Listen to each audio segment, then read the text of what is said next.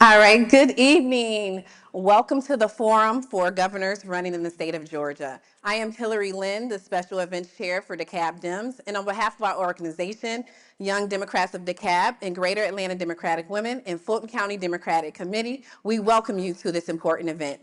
Tonight, we will hear from candidates on where they stand on public safety, economic development, housing, infrastructure, and more. We have lots of great questions that our team has prepared, and we hope we have enough time at the end for additional audience questions. We are streaming live on multiple platforms, and a recording of this event will be live on YouTube.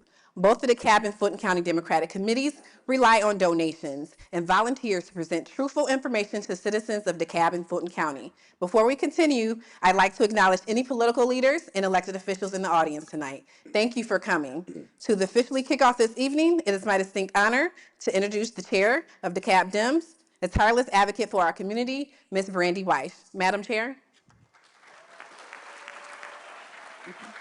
Oops, sorry.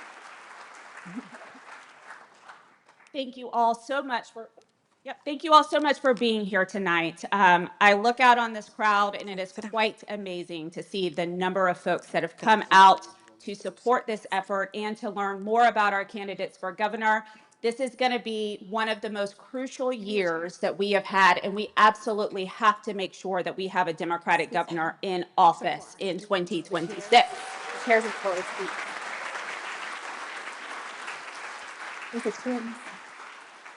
So I get the esteemed pleasure of introducing our moderator this evening. But before I do, Hillary alluded to this, but I do want to just say a huge thank you to all of the volunteers and all of the professional folks who have put this on this evening. If you do not know, both DeKalb Democrats as well as Fulton County Democrats, we are run entirely by volunteers. So everything that you are seeing that is happening this evening, the professionalness of everything that we are doing, this is all done by folks that are doing this on their own time. And I want to say a huge thank you to Hillary, to Larry Lowe, our first vice chair, and to all of our special events committee and technology committee that has made this evening happen for everyone. Thank you so much.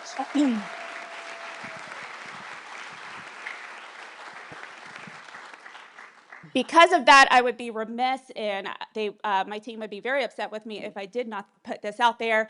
Because we are an all-volunteer committee, we rely on the donations of each and every one of you this evening and folks who are helping us to get this work done.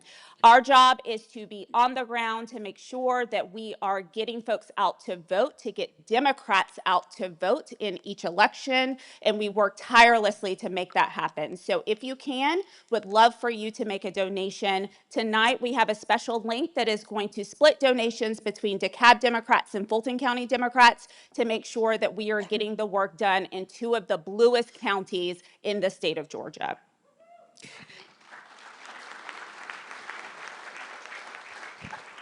All right, we are going to move on, and I'm going to introduce, as I said, our esteemed moderator for this evening.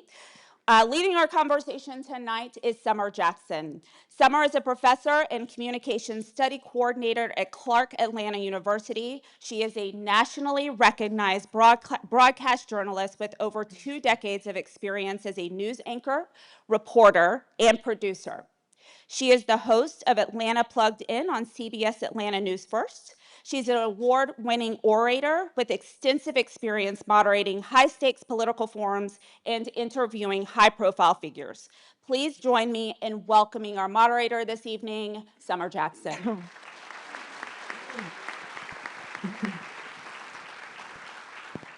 Good evening, and thank you so very much for having me this evening.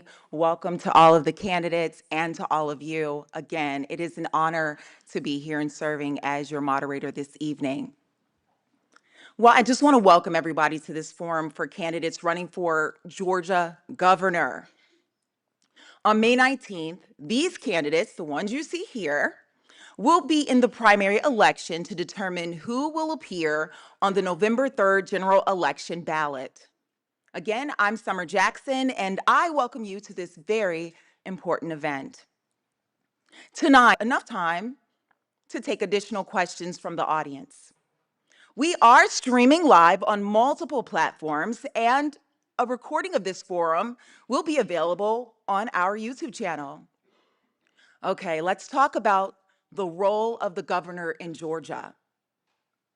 The governor of Georgia serves as the chief executive of our state, vested with the responsibility to uphold the Constitution and execute the laws passed by the General Assembly.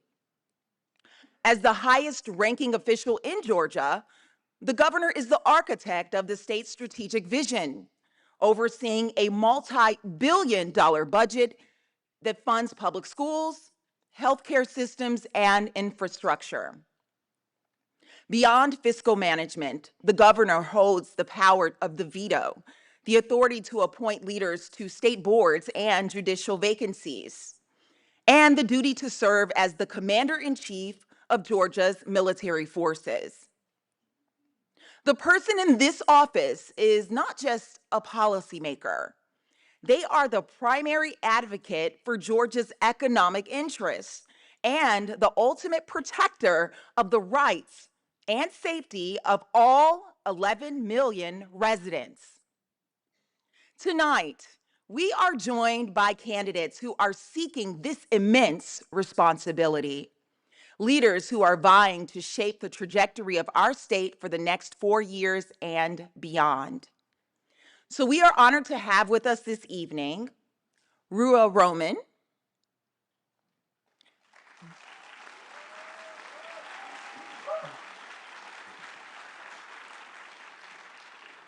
I was going to say, you can clap, Jeff Duncan,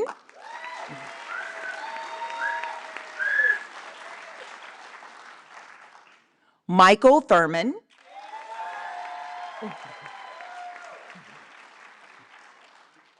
Derek Jackson,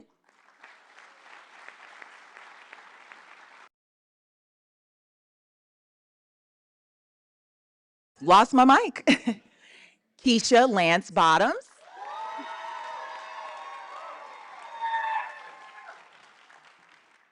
Jason Estevez,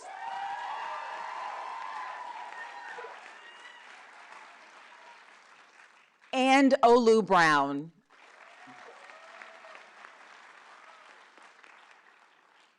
We thank every candidate here tonight for their commitment to this process and for their dedication to serving the people of Georgia. So before we begin the questioning, let's review the ground rules that each candidate agreed to in advance. Each candidate will have 90 seconds to make an opening statement. Each candidate will have 90 seconds to answer prepared questions. Each candidate will have 60 seconds to answer audience questions. Each candidate will have 60 seconds to make a closing statement. Now, this is a forum, not a debate. So remember, please focus on your vision and policies, not on the other candidates. The timekeeper is here up front, and you will see signals indicating, there we go, yes. You will see signals indicating 10 seconds remaining, followed by a hard stop. If you exceed your time, you will be muted to ensure fairness for all candidates. Okay, before we begin asking questions, we want to give each candidate the opportunity to introduce themselves to you. We will do this in alphabetical order, starting with Ms. Bottoms. In 90 seconds, please make your opening statement telling us what makes you uniquely qualified for this position. Good evening, everyone. I am Keisha Lance Bottoms, and I'm here to earn your vote as the next governor of this state. I am a fifth-generation Georgian, able to trace my roots back to a plantation in Crawfordville, Georgia. I am the only mayor in the history of Atlanta to have served in all three branches of government. I am running for governor of this state to make a difference in your lives. We need to expand Medicaid. We need to eliminate state income taxes for our teachers. We need to address the affordability crisis in this state. We need to support our small businesses, and we need to create a pathway for free technical and community college in this state. Thank you for your consideration.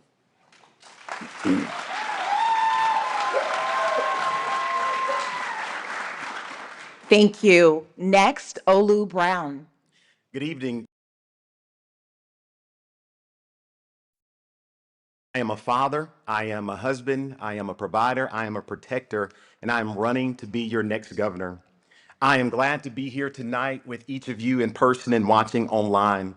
I spent years in my career building community in Fulton and Decatur and DeKalb County.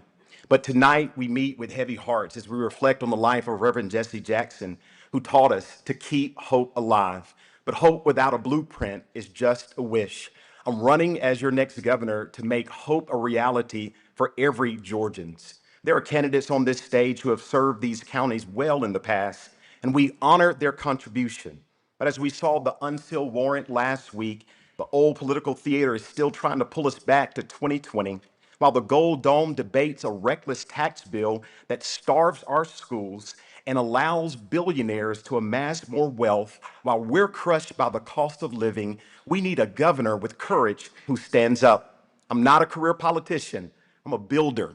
I'm an architect. And together we can build Georgia's next future. Go to oluforga.com and please support me as your next governor.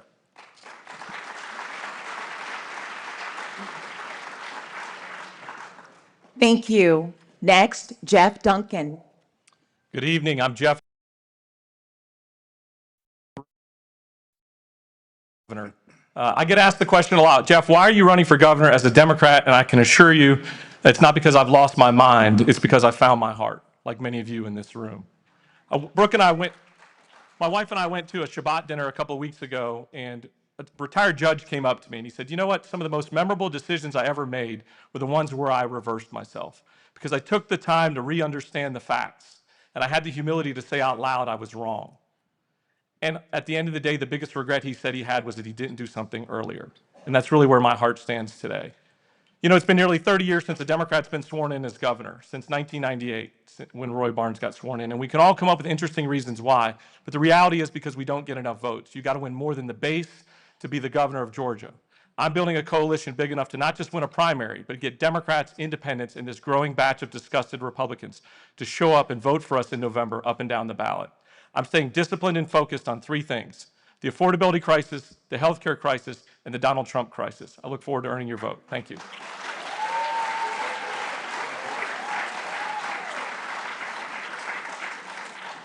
Thank you. Next, Jason Estevez.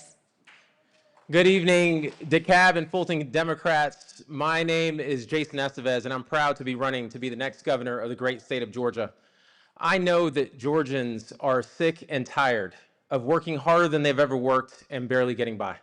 And it's because of the old politics and politicians like Donald Trump and many of my opponents, both Republicans and Democrats, who have continuously put politics ahead of the people.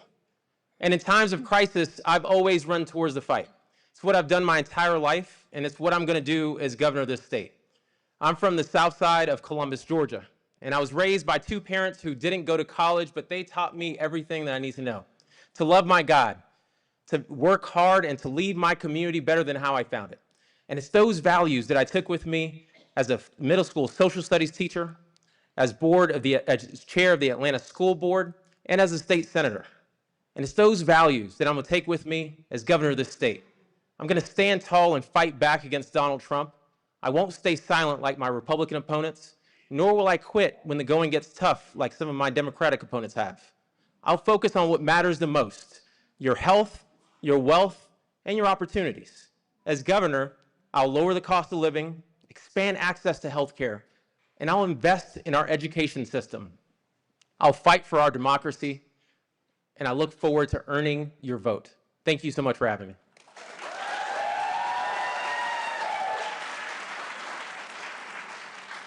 Thank you. Next, Rua Roman. Thank you. Good evening, everyone, and thank you to the DeKalb and Fulton County Democrats for putting this on for us and giving us an opportunity to speak to y'all this evening. I'm State Representative Rua Roman. I was raised in Cumming, my dad's a farmer in Elberton, and my grandfather is buried in Cobb. I love our state. I was raised here. It's everything to me. And it's precisely because I love our state that I'm running for governor. Because for too long, we have been defined by the worst of us, completely ignoring our incredible legacy. Our state has led movements. Our state has led the country. And our state can do it again this year. Because don't forget, we're the reason the Voting Rights Act was passed. We're the reason the Civil Rights Act was passed. And we sent 2 Democratic senators to DC to protect our country. This year is no different. We should not be treating it any differently. In fact, y'all, I don't know if you heard, but the Speaker Pro Tem just announced she's not running again.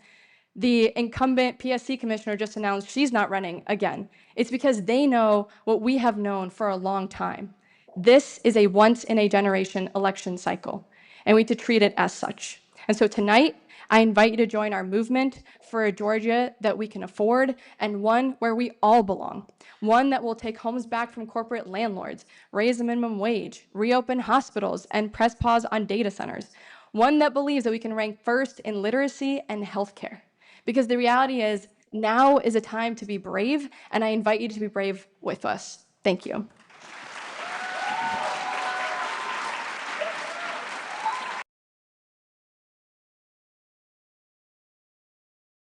Thank you. Next, Michael Thurman. I'm Mike Thurman, and I'm working hard to be your next governor. But first, I want to thank the voters and residents of DeKalb County, Georgia, for having honored me to serve as your school superintendent and as CEO of DeKalb County. I would not be here today but for your faith and your commitment. Listen, I was born on a dead-end dirt road in rural Clark County, Georgia. But my father always told me something. He said, son, if you get on that dirt road with a belief in hard work and a faith in God, it'll take you anywhere you want to go.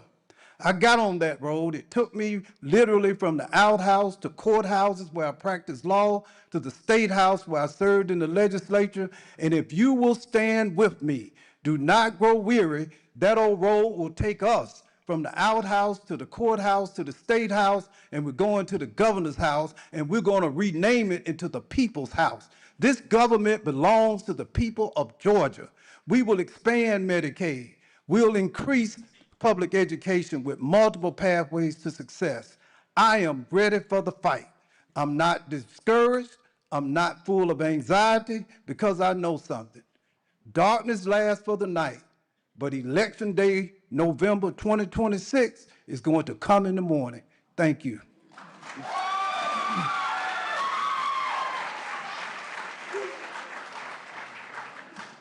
Thank you, candidates, for respecting our time limitations. And Yes, you skipped over Derek Jackson. Jackson. Sorry. I actually did skip Jackson, over it. Jackson. And we have the same last name. That's a shame there. Okay, Mr. Jackson, Derek Jackson. Thank you, Sorry Summer. about that. Good evening, everyone. Hey. I am Derek Jackson. And Summer, you asked the question, what makes us uniquely qualified? Well, first off, my wife and I, we share 7 amazing young adults. No one else has 7 children up here. 4 girls and 3 boys. In fact, our oldest gets married next month. But we also have 2 grandsons. And each and every day I think about my family, I'm thinking about yours. What else makes me uniquely qualified? I'm the only one up here who served this country for 22 years. Went in as a very seaman recruit, but I retired as a commander. I did 7 deployments, 4 combat missions, 2 special operations, and 1 humanitarian. That's why I'm qualified to be commander-in-chief. After I retired in 2005, I went into corporate America. And when you facilitated $1 billion portfolio for General Electric and your products go to 162 countries, that certainly qualifies you to be a chief executive officer. But my career didn't end there. I'm also a state representative. And for the last 10 years, I've been fighting the good fight for all of us, making sure that I introduced over 314 bills and 38 of them are law today. Making sure that we're going to move Georgia in the direction that you all asked for us to do, and stop ignoring you, and stop coming up with these nice cliches for applause lines. We got to do the work, and we got to fight. Last but not least, John Lewis said it best. He said, Derek, when you see something that's not right, not fair, and unjust, you have a moral obligation to do something. And that's why I'm going to be your 84th governor, to make sure the most qualified commander-in-chief and the most qualified CEO is going to fight for you each and every day.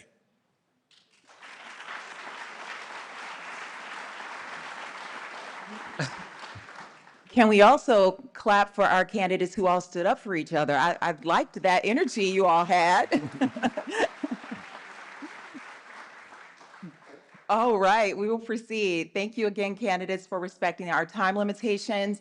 And now let's get right into the questions. Again, please limit your responses to each question to 90 seconds. I will read each question only once. However, if you need the question repeated, please let me know.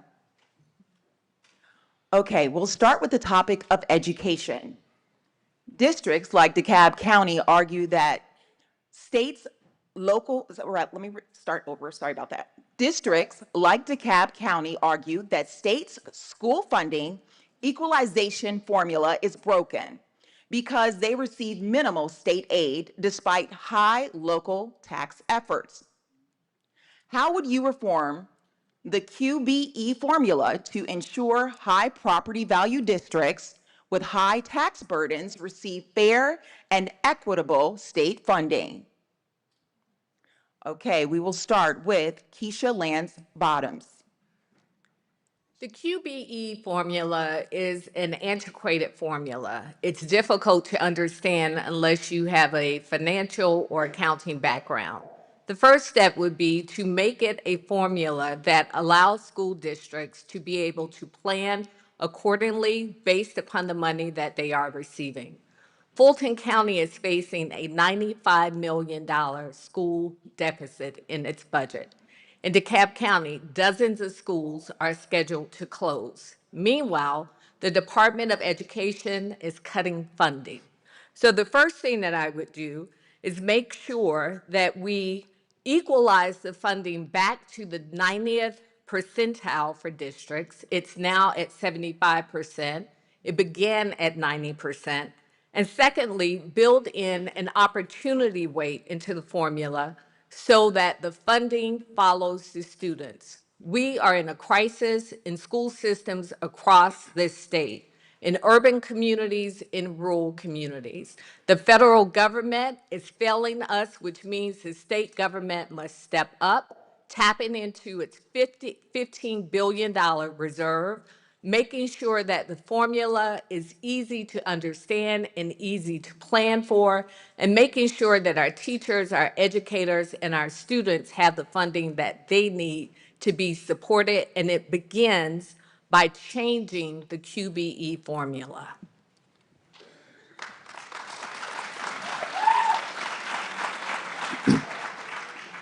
Next, Olu Brown.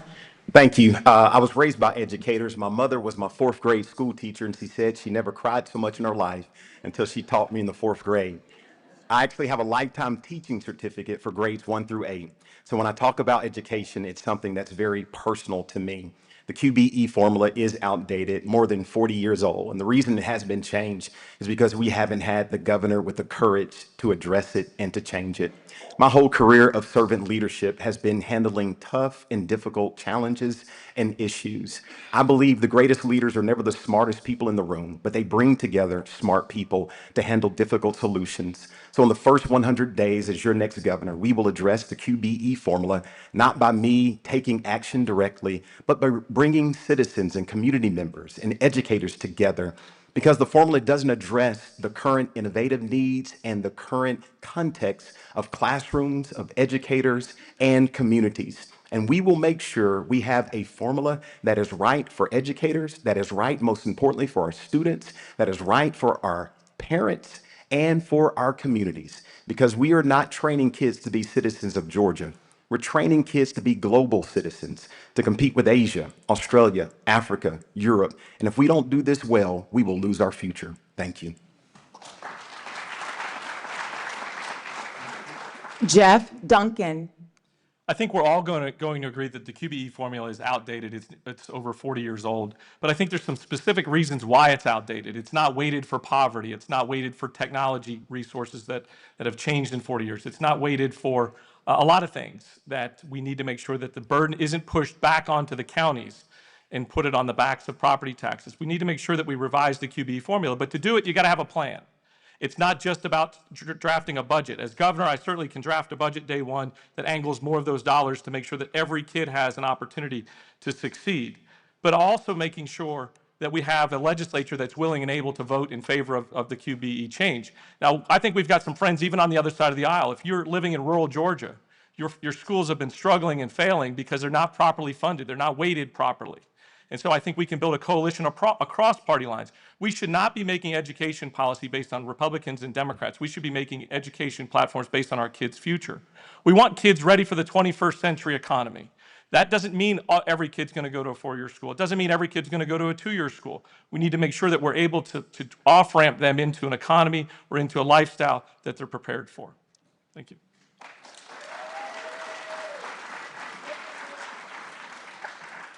Jason Estevez. Yeah, thank you. And as a former public school teacher, as a former chair of the school board that had to work on budgets each and every year, and as a parent of two young children, this issue is near and dear to my heart. And yes, the QBE formula is outdated, and it needs to be updated to include considerations for poverty, for special needs students, for mental health services, for transportation, and for technology. And Georgia is one of 6 states that does not currently consider poverty when it distributes money. We distribute money evenly across the state when it should be distributed based on need. And I know this from experience because we did this with Atlanta Public Schools. When I started in Atlanta on the school board, we were dividing money evenly between schools. When I was chair, we changed the funding formula, one of the first districts in the state to do so. And as governor, I'm going to make sure we get it done. But I also want to acknowledge our educators. If you're an educator in the room, please raise your hand. Let's give them a huge round of applause. Because when I say that I want to be the education governor, I want to make sure that I'm doing everything that I can inside and outside the classroom to make your job easier. I am proud of the fact that we released an education plan just yesterday. I encourage you to go to my website, jasonestevez.com, to learn more. But I will tell you that if we focus in on the issues that are impacting our community, especially around poverty, we can help clear some of the challenges that our teachers face in the classroom, making it easier for them to do their jobs. Thank you.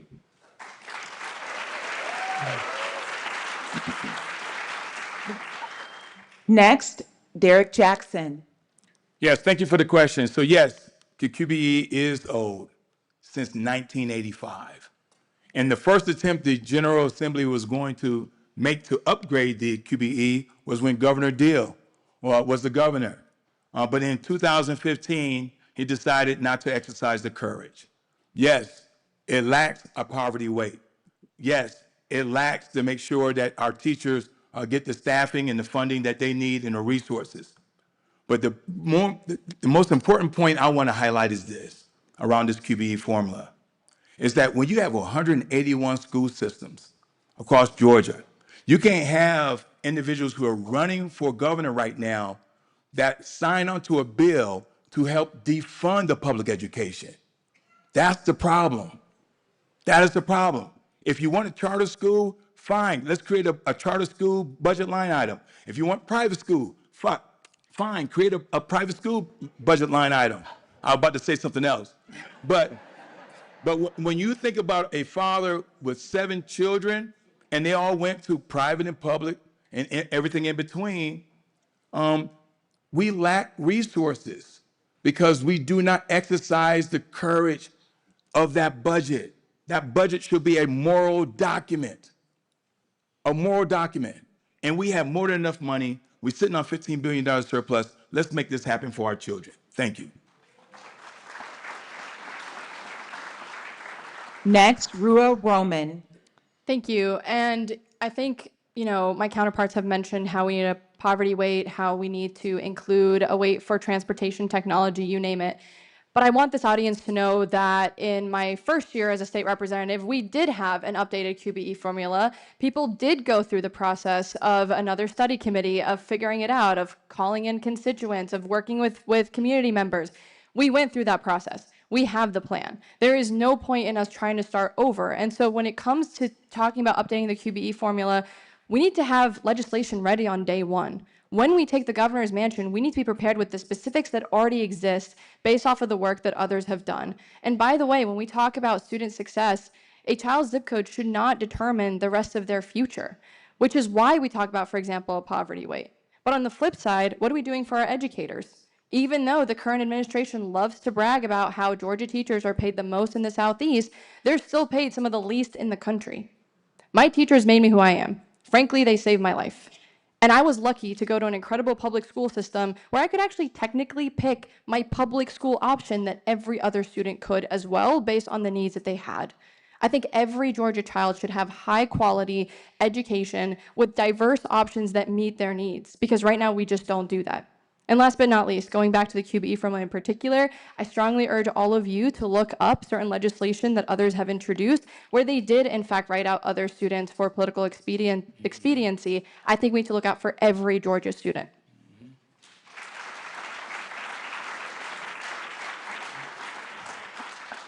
Michael Thurman. A loving family, engaging educators, and public education broke the curse of generational poverty in my life. My father could not read or write, but because of public education, I sit here today a candidate for governor of the state of Georgia. I believe in public education, not just in terms of rhetoric, but when the DeKalb County School faced an accreditation loss of $27 million deficit, people told me, Mike, don't give up your career and your reputation. But 100,000 students' careers and futures were hanging in the balance. And because of our administrators, educators, and parents and students, we rallied to save this school district. And it remains today one of the best in the state of Georgia. But let me tell you this. The QB formula needs to be refunded, but there are 3 bills pending right now under the Gold Dome that will literally destroy public education in the state of Georgia. I will not just be someone who is against these legislations, I will be an advocate for public education. Not for me, but for those thousands of Mike Thurmans who only need a chance.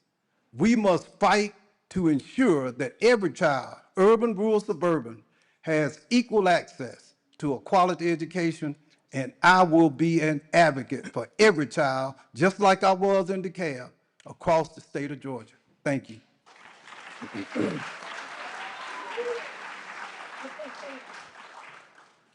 Moving on to question number 2.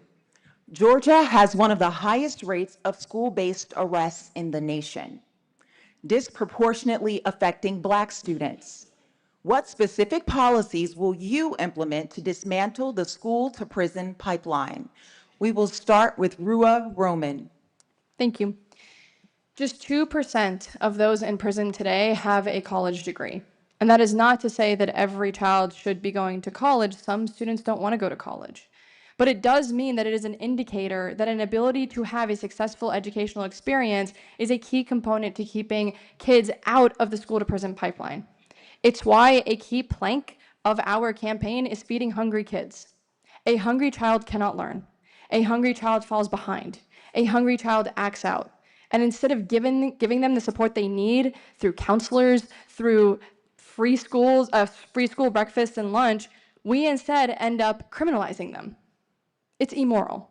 And it's why I deeply believe that in addition to feeding hungry kids, we also have to follow, and I can't believe I'm saying this, the path that Mississippi took. Because we have a worse literacy rate than Mississippi. And I think that's atrocious. But y'all, the best thing is we don't have to spend 10 years figuring it out. We can just copy their homework. Right now, we don't recognize that a kid can't read until 3rd grade.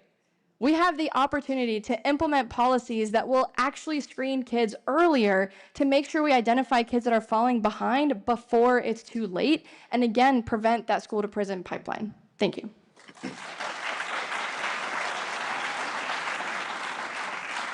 Derek Jackson. Thank you for the question. You know, about 4 or 5 years ago, when the Republicans, and I'm not coming after Jeff, but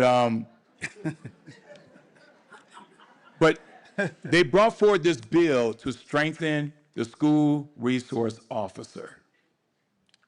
That's when we started this problem, because school resource officers do not complete a disciplinary report, they complete a criminalization report. And that's problematic, because now we're turning our classrooms into courtrooms. We need to make sure that the school resource officers are sent there for the reason that the General Assembly said they were going to send them there, for security, against mass shootings, not for disciplinary issues. That's the principal. That's the administrator.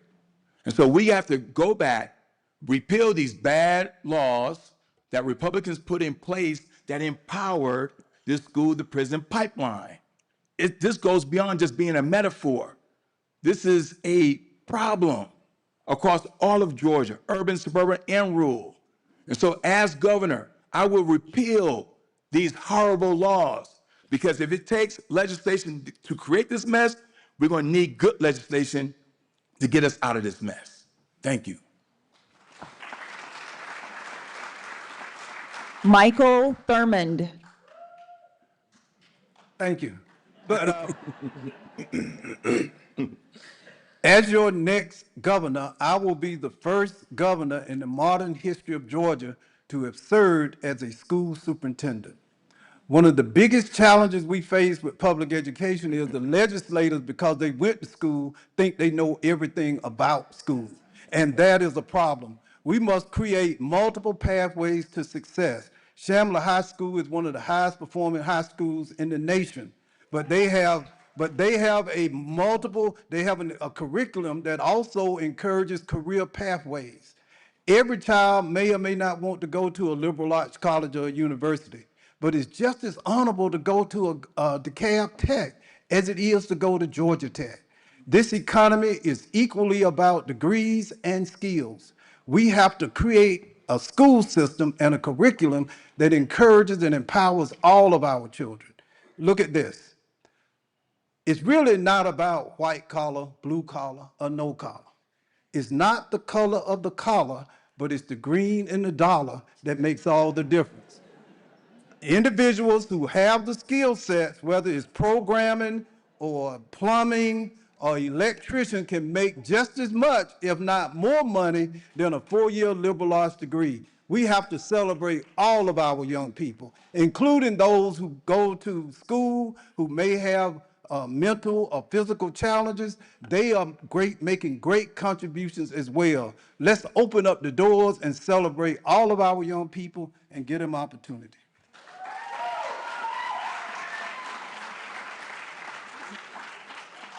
Jeff Duncan. As Lieutenant Governor, one of the most troubling statistics that I heard was from our prisons agency, and they talked about that they could determine the number of prison beds they need to buy based upon our third grade reading levels. And that was heartbreaking me to understand that. And we've got to do a better job of obviously getting early childhood education. The rest of the world's figured it out. A lot of the countries figured it out. We've got to build a program in place that allows early childhood education at 0 through 3 to give us the head start we need to be able to walk into this. Some will say, well, that's just too expensive. We can't afford it. I think we ought to start leveraging the $17 billion that we have in our state's rainy day fund. Take 10% of that rainy day fund. Let's just take 10%, $1.7 billion, and put it in what I'm calling a jumpstart fund to give individuals and families and even some of those kids that one jumpstart they might need to get themselves out of that vicious cycle of poverty as we move forward. And no two kids are going to graduate with the same dreams and aspirations. We want them to graduate. We want them to walk into that quality job. Welding, truck driving, you name it, is an absolute great career for those individuals to get to, but they've got to get there, and we've got to be willing and able as a state and nimble enough to wrap our arms around that kid. Part of that $17 billion that we want to use and invest in Georgians is an example would be the SNAP funds. When I saw the government shutdown and I heard Governor Kemp talk about he wasn't going to use state dollars to leverage in helping these kids get free and reduced lunches. As governor, I will use state dollars even if we don't get reimbursed from Donald Trump.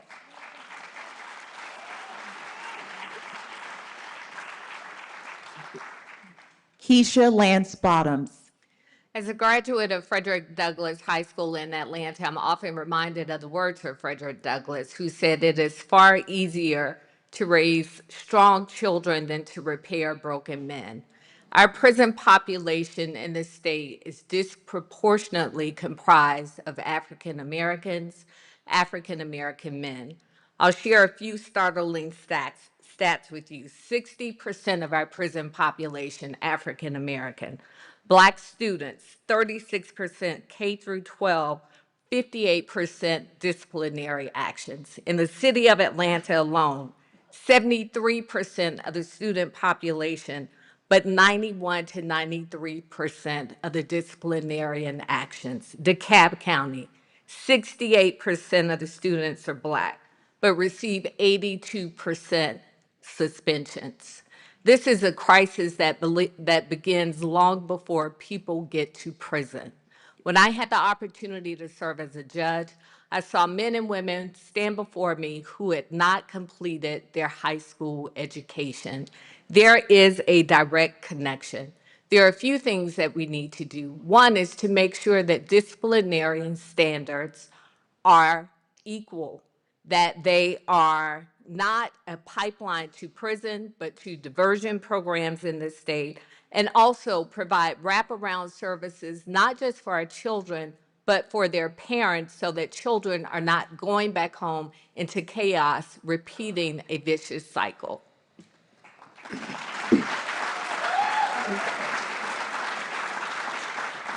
Olu Brown. Yeah, as I dropped my 14-year-old off at school this morning, and I get that opportunity most days of the week, and it's a great joy. And I look at him and I realize that when I pick him up later in the day, he is with his educators and school community more than he is with his parents in concentrated hours. So our schools are a front line of defense to make sure we do everything we can. And as your next governor, I see it as a moral mandate. First, we've got to stop criminalizing behavior with kids and they're just crying out for help. We've got to stop criminalizing poverty. We've got to stop criminalizing mental health. We have to stop criminalizing illiteracy. We have to stop criminalizing family backgrounds. And so what is my plan as your next governor? We'll present the 12+2 promise. For every kid graduating from a high school in the state of Georgia, they will receive a 2-year certificate in either IT or trade, so that when they graduate, they have a lot of choices to be successful young adults. Because a young man or woman in DeKalb or Fulton who has a coding certificate or a welding torch in their hands, they don't have time to get into trouble. And to help with this type of work, I'll use organizations like United Way of Metro Atlanta that has a wonderful child well-being study where you can log in a zip code and you can see red zones currently for 3rd grade reading scores, 8th grade math scores. So we know what the issues are. You just got to have a governor who gives a damn and who is willing to make a difference. I'm Olu Brown, and I want to be that governor who gives a damn.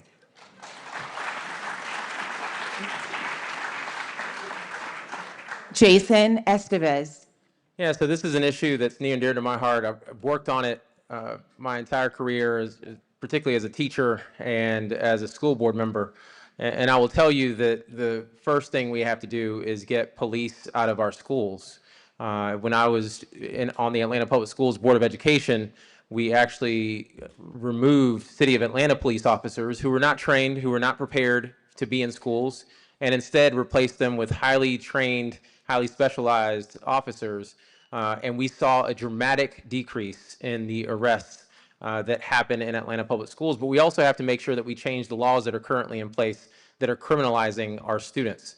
The other thing we have to do is diversify our workforce and increase our teacher pipeline to ensure that we work on removing the bias that exists against Black and brown children in our school system, particularly Black boys. Beyond that, I will tell you that we have to reinstill hope in our children. That means investing in apprenticeship programs, investing in a free technical college system so that so that our children have pathways to good paying jobs beyond telling them that if they didn't go to college, that they had failed. Not only that, we have to invest in an early childhood education system, which is why I propose universal child care in Georgia. And we could pay for it today using the $2 billion that we currently have in the Georgia lottery reserves. There are Republicans who want to do it. What we're missing is leadership.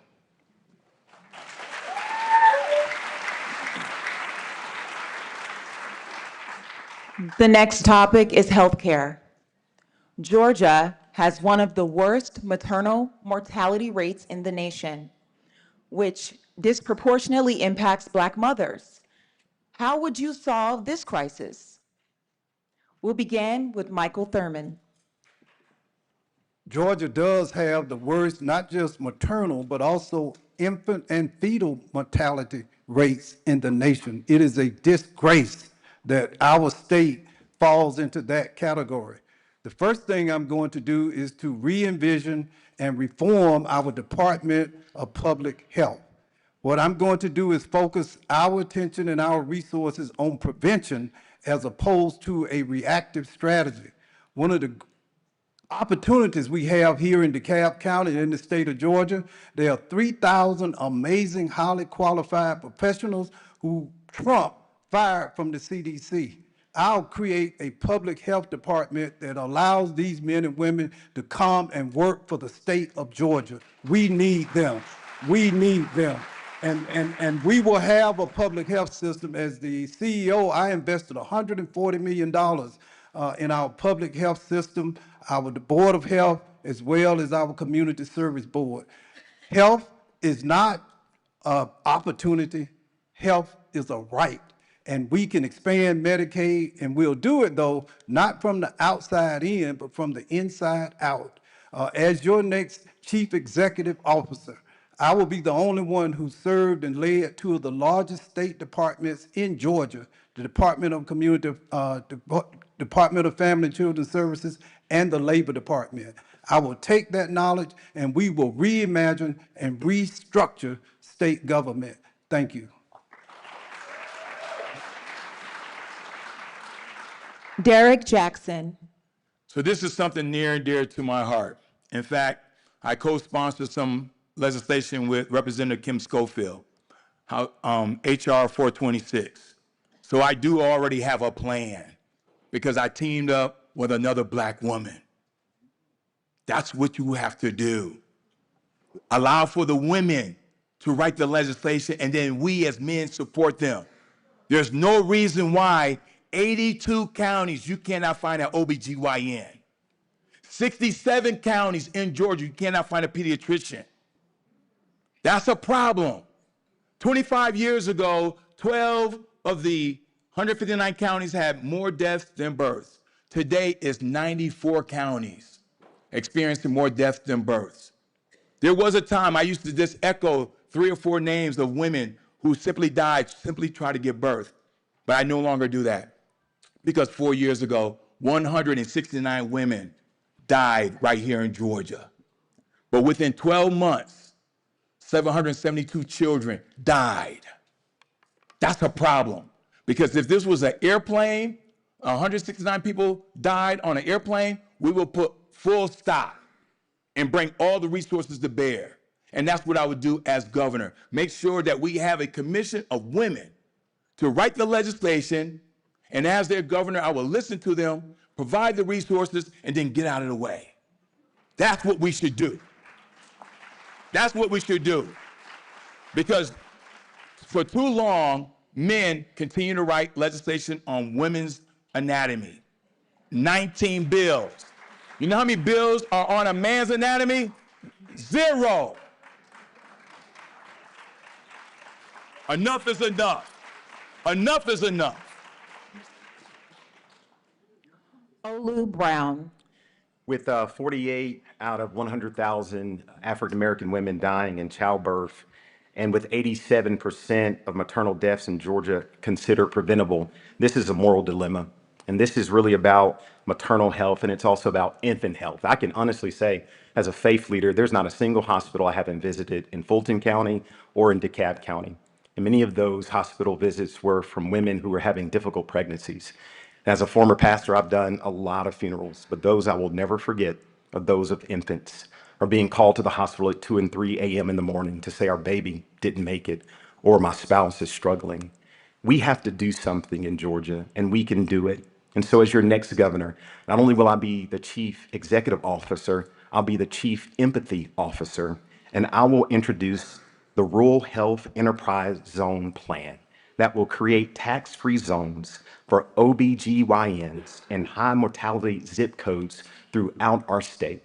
So no woman has to suffer, no family has to suffer, and our children are born healthy and vital, and we can have a healthier and more prosperous Georgia.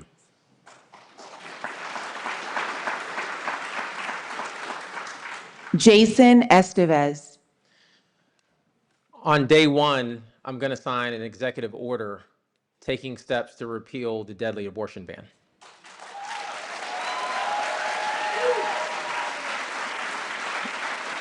And not only that, I'm going to ensure that we push legislation to reverse that ban. And I'm proud as a state senator to have co-sponsored the Reproductive Freedom Act here in Georgia from the state Senate. But I'm also going to go further than that, because to solve this crisis, we have to do more. We have to make sure that we expand access to Medicaid and lower the cost of private health insurance. We also have to ensure that those insurance plans are paying for prenatal, neonatal, and postnatal services, including doulas, lactation nurse coaches, advisors, and birthing centers. Not only that, once that child is here, we have to make sure that we support the family. That's why my plan for affordable childcare is so important. Making sure that people are able to afford a safe place for those babies to go.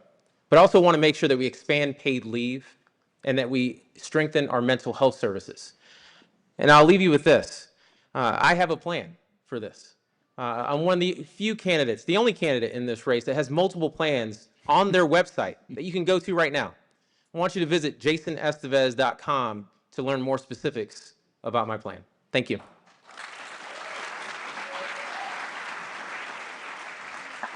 Rua Roman. Thank you. Y'all, I love hearing my counterparts repeat the points we've been saying since the day we launched, particularly as it relates to not only how we address this crisis, because the reality of the situation is that 90% of these deaths are actually preventable. 90%. I will never forget the day I heard that statistic. We were meeting with a constituent who was explaining to us that their daughter and her pain was completely ignored, and that's why she died.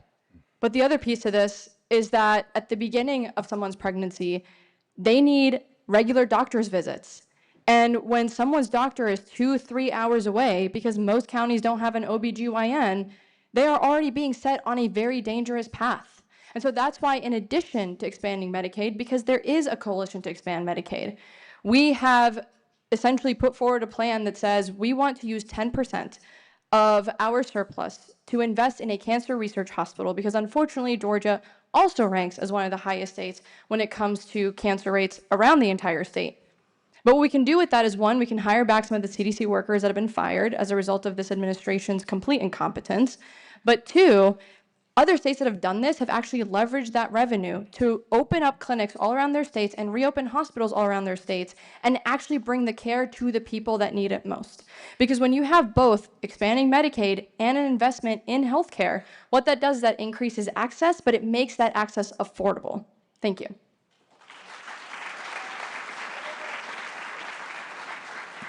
Jeff Duncan.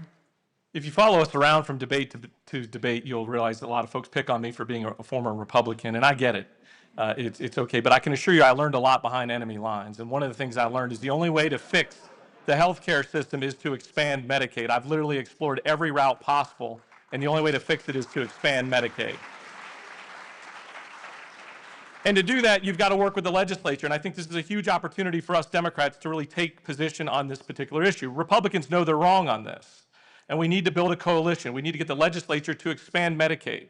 in a way to be able to take federal dollars and not send 1.2 million people to the hospital without health insurance and force them to make the most difficult decision they've ever made, either deal with their own medical issues on their own or bankrupt themselves when they walk into the hospital. We've also got to work for opportunities to expand mental health. This is a crisis that's probably touched every life in this room, and we've got to look for opportunities to expand insurance coverage and access all across the state. But specifically speaking also to maternal and infant mortality rates, which are unacceptable by every metric. We've got to open up access, and yes, Medicaid expansion certainly will help, but extending the reach with technology, opening up centers in more rural parts of the state, giving them the opportunities to have both prenatal and postnatal care. We need to take better care of our healthcare system in this state. And like I said, as a former Republican, I've explored every way possible. I will lead the charge in expanding Medicaid, even with Republicans' help. Thank you. Keisha Lance Bottoms. The Georgia Department of Health released the stats that say that nearly 90% of deaths from maternal deaths in Georgia are preventable. I didn't need to read that report to know that, as I know 2 women who died during childbirth, and I have 2 friends who almost died during childbirth. This is a crisis in urban and rural communities. There are 9 rural hospitals that have closed in this state, in addition to public health care centers that have closed, birthing centers that have closed. Just this week, I had a conversation with a woman at the Georgia Hispanic Chamber of Commerce breakfast who said that her federal funding had been cut through the CDC for her mobile health clinic, traveling around the state, in this case, providing mammograms to nearly 10,000 women a year. That money is gone. The state has to stand in the gap. The state can no longer put its head in the sand and act as if we don't have a problem. Governor Kemp eliminated the Maternal Mortality Committee because he didn't like the results. The first thing that I will do as governor is reinstate that committee so that we can have professionals help us better understand how to address this crisis, putting funding in place so another woman does not die in this state.